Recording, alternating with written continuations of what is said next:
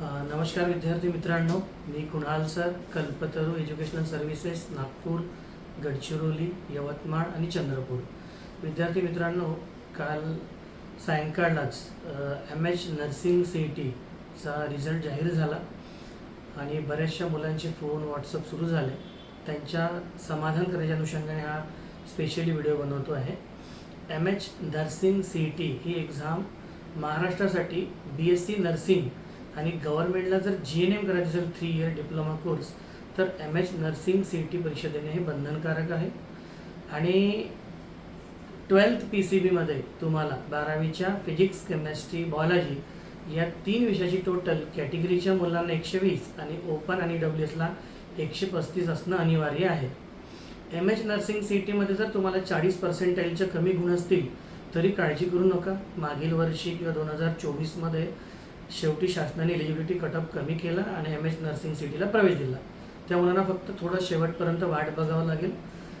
किंवा ज्यांचे group clear नसेल 12th PCB तर त्यांना BSc नर्सिंग करता येत नसेल तर पण ते एम.एच. नर्सिंग CETच्या गुणावर गव्हर्नमेंट कॉलेजमध्ये GNM करू शकतात, जिथे तुम्हाला स्टायपंडसुद्धा मिळतं आणि राहणं खाणं आणि शिक्षण अतिशय अल्प दरामध्ये तुम्हाला करता येतं. मागच्या वर्षी पण GNM गव्हर्नमेंटचे कटऑफ खूप लोअर साईडला आले होते. आमच्याकडे 35-36 वाले पण लागले होते मित्रांनो.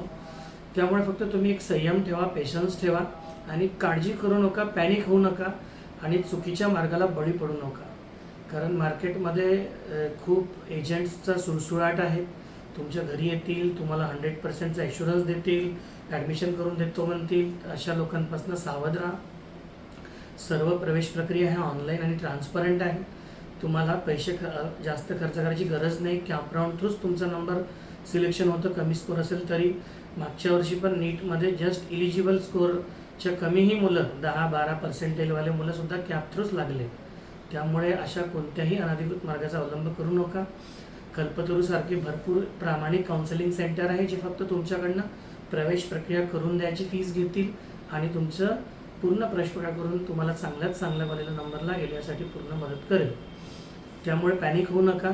एम.एच. नर्सिंग CETमध्ये कमी जरी स्कोर असेल तरी फक्त पेशन्स ठेवा, संयम ठेवा. ॲडमिशन होईल. एलिजिबिलिटी कट ऑफ 25मध्ये 24मध्ये पण कमी आला, 23मध्ये पण कमी आला आणि 25मध्ये पण कमी आला. आय होप 26मध्ये पण येतील, कारण भरपूर नर्सिंग कॉलेज वाढलेले आहेत. गव्हर्नमेंट पण खूप वाढले आहे, प्रायव्हेट पण खूप वाढले. जवळपास 200 ते 250 नर्सिंग कॉलेजेस आहेत. त्यामुळे कमी स्कोर आले म्हणून काळजी करू नका. आणि ज्या मुलांचे 12th PCB ग्रुप जर क्लिअर नसेल तर तुम्हाला मित्रांनो GNM शिवाय पर्याय नाही. जर तुम्ही एम.एच. नर्सिंग CET दिली असेल तरच तुम्हाला गव्हर्नमेंट GNMला प्रवेश मिळेल. अदरवाईज तुम्हाला गव्हर्नमेंटला मिळणार नाही, तुम्हाला प्रायव्हेट कॉलेजला GNM करावं लागेल. म्हणून ज्या मुलांना आणखी काही अडचणी असतील, काही प्रश्न असतील तर माझा हेल्पलाईन नंबर आहे मित्रांनो 7588773101 7588773101. जर तुम्हाला हा व्हिडिओ आवडला असेल तर लाईक करा आणि आपल्या जास्तीत जास्त मित्रांना शेअर करा आणि पुढील अपडेटसाठी हे चॅनल नक्की सबस्क्राईब करा. डिस्क्रिप्शन बॉक्समध्ये एम.एच. नर्सिंग CETचं ग्रुपची लिंक दिली आहे. पुढील अपडेटसाठी ग्रुप जॉईन करा. तुम्हाला सर्वांना शुभेच्छा देतो. इथेच थांबतो. जय हिंद, जय महाराष्ट्र.